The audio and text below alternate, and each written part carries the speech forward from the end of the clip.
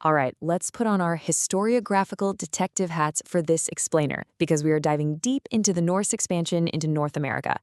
Now, if you're studying IB history, you already know that the past is almost never a simple, perfectly agreed upon timeline, right? It's usually this messy, complex web of conflicting primary sources, hidden motivations, and eventually hard physical evidence.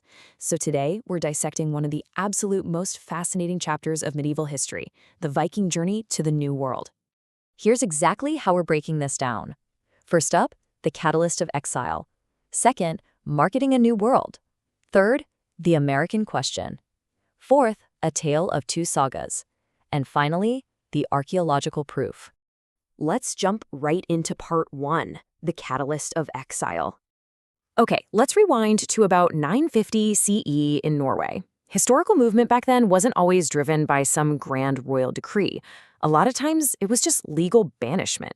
It's a perfect example of what we call historical push factors. Just look at this cascade of violence. You have Erik the Red's father, who was exiled from Norway for manslaughter, forcing the whole family to settle in the pretty barren lands of Iceland. And honestly, the apple didn't fall far from the tree. Erik, who got the name Erik the Red thanks to his crimson hair and, frankly, his matching hot temper, he ended up following suit after retaliating against a neighbor who had killed his slaves. It's literally wild how a completely localized, almost petty dispute ended up altering global history. The absolute final straw for Erik was this bloody battle over some borrowed set stalker. These were highly valued, decorated longhouse pillars. While a fight over these pillars escalated into a massive brawl that left several men dead. And that was it. The regional governing body, the Thorvaldsson Assembly, officially declared Erik an outlaw and exiled him for 3 solid years. And this is just a brilliant illustration of how personal consequences can drive macro-historical events. Because of that 3-year exile, Erik was forced westward, straight into the treacherous, open waters of the Atlantic. But he wasn't just sailing blindly. He was actually chasing rumors of this mysterious landmass that had been spotted by another mariner who got blown wildly off course. So severe legal punishment literally pushed Erik off the edge of the known map. Moving on to Section 2, Marketing a New World. So Erik is out there spending his exile exploring this massive, frozen territory of ice and mountains. And he quickly realizes something. If he wants to build a sustainable community out there, he's going to need followers. So he pulls off what we can really only call a brilliant 10th century marketing campaign. He brands this ice-covered rock Greenland. Now, as IB history students, you're always analyzing the purpose behind a source or an action, right? Well, Erik's purpose here was pure persuasion. He knew the harsh reality of the ice wouldn't sell, so he calculated that a fertile-sounding name would act as the perfect propaganda to lure land-hungry people away from their overcrowded pastures. And guess what? The branding worked absolutely perfectly. It sparked a massive colonization effort. Erik successfully led ships packed with settlers, livestock, and essential supplies all the way back to this new territory. And these settlers were tough. They adapted beautifully to the brutal environment, surviving by hunting and grazing their livestock along the pristine fjords of what they called the Eastern Settlement. Against all odds, they built a functioning society right on the edge of the world.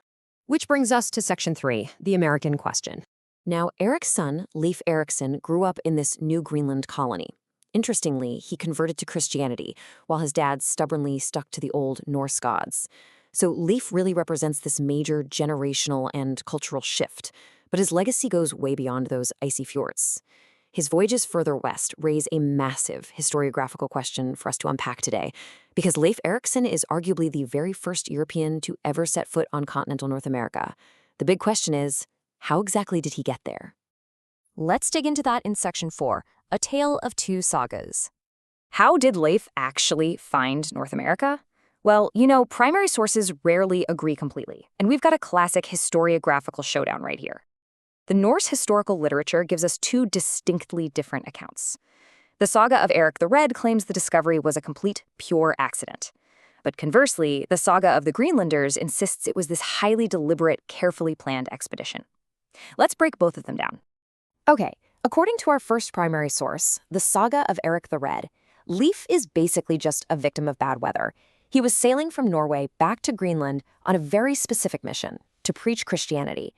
But strong winds catch his ship and blow him wildly off course.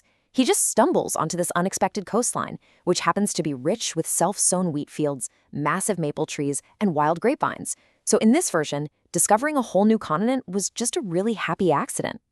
But then we pivot to the saga of the Greenlanders, and it's a totally different vibe. This second saga portrays a highly calculated mission. Here, Leif is super intrigued by rumors from a mariner named Bjarni Herjolfsson, who supposedly saw this western land like 15 years prior, but never actually went ashore.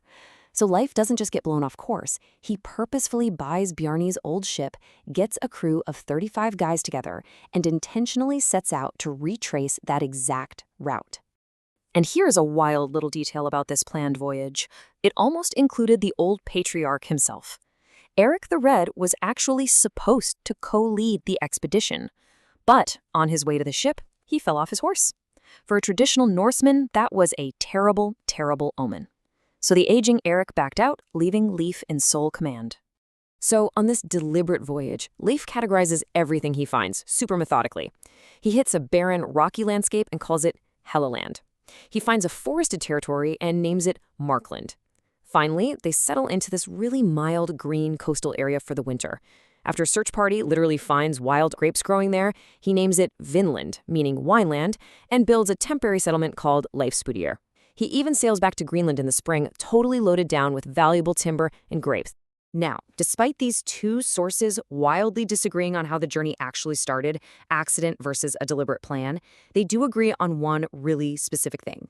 They both say that Leif earned his famous nickname Leif the Lucky by rescuing stranded sailors. The saga of Erik the Red says he rescued shipwrecked sailors on his way back, while the saga of the Greenlanders says he saved castaways along the way. Either way, both agree this noble deed cemented his legendary nickname. All right, final part. Section 5, Archaeological Proof. So, which one is historical fact? We have two totally conflicting literary sources. We've got our thesis and our antithesis. But where is our historical synthesis? Was it a brilliant planned expedition inspired by an old sailor's rumor, or was it just a lucky accident blown off course by a massive storm? When texts contradict each other this fundamentally, historians can really hit a brick wall.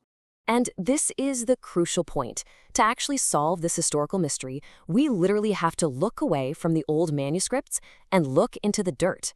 Modern archaeology is what provides the ultimate physical synthesis here, bridging the gap between centuries-old literary legends and hard, undeniable fact.